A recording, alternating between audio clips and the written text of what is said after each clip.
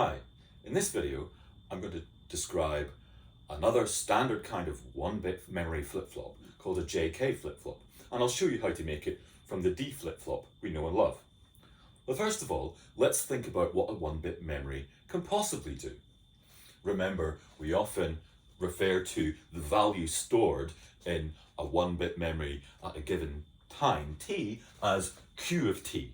So let's see what q of t plus 1 can possibly be in terms of q of t. So a 1-bit memory can stay exactly as it was. So q of t plus 1 is q of t. It can become 0 regardless of what it was before, or it can become 1 regardless of what it was before, or it can toggle. That's to say, it can become exactly not what it was at the previous time. So there are 4 different things that a 1-bit memory can possibly do. Just think about it. What to do if it's 0, what to do if it's 1. There's only 2 possibilities for each, so 2 times 2, 4. So this is every possibility. We could possibly then try and code up these 4 commands to the 1-bit memory using 2 bits. 4 possibilities, 2 bits. And that's what we do with J and K.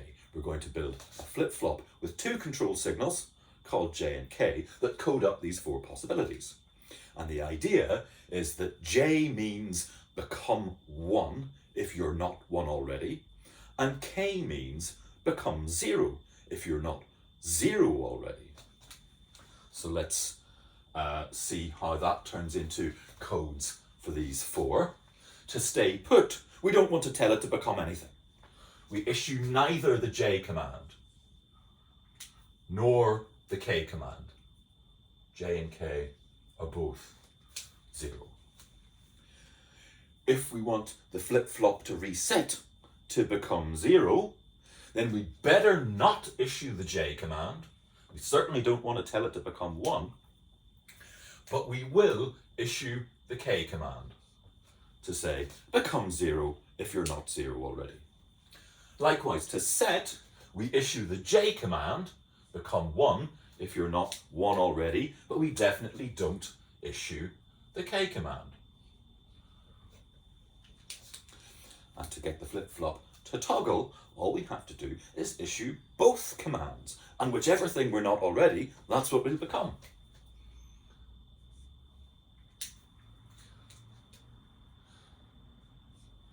So there we are. We've chosen a coding scheme that gives us the 4 different 2-bit codes for the 4 different possible updates a 1-bit memory can do. To see how to build that from a D flip-flop, let's start by turning this into a truth table. So I'll start with the column for Q of t. I'll write myself a lovely big 0 and a big old 1. And then we'll have a column for J of t and a column for K of t. And okay, J can be 0 or 1, 0 or 1, and K can be 0 or 1, 0 or 1, 0 or 1, 0 or 1. So we've tabulated all the possible states we can be in and all the possible commands we can issue in those states. And then let's see what on earth happens. So let's just follow the instructions as coded up by J and K. If we start from 0 and we stay put, we end up with 0. If we start from 0 and we reset, we end up with 0.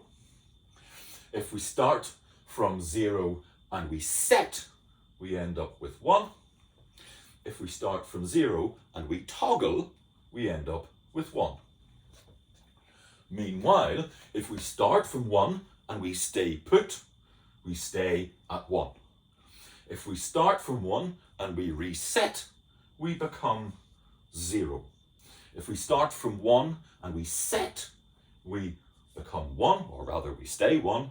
And if we start from 1 and we toggle, we become 0. So what we have here is the truth table for the flip-flop that we want to build. So let's see how to build this from D flip-flops.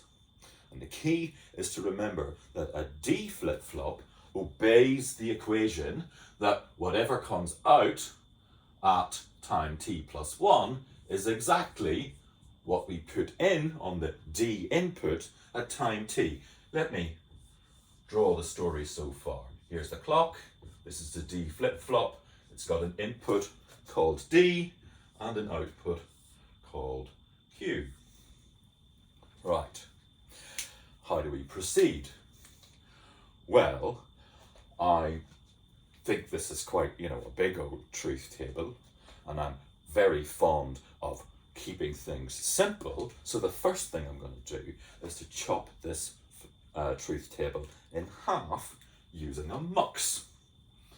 So what I do is I glue in my mux and I loop the Q signal back round to the control signal of the mux. And what have I done? I have chopped this truth table into its two halves, the half where Q is 0 and the half where Q is 1. And I have to treat these two truth tables separately as the truth table for what controls the other inputs to the mux. But then something marvellous happens. It's almost as if we did this deliberately. When we're in the top half of the truth table, the new state of Q, and therefore the thing we must send to D, is exactly a copy of the J signal.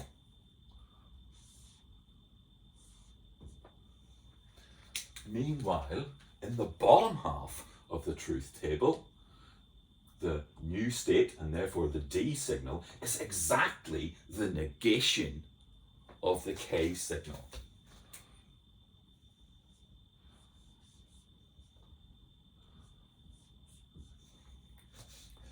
So what have we done? We figured out the behavior we wanted. We figured out how to make a D flip-flop behave the way we wanted by controlling the D signal. We chopped our problem in half using a mux, and then we discovered that it's as simple as if you're 0, obey the J signal. If you're 1, obey the negation of the K signal.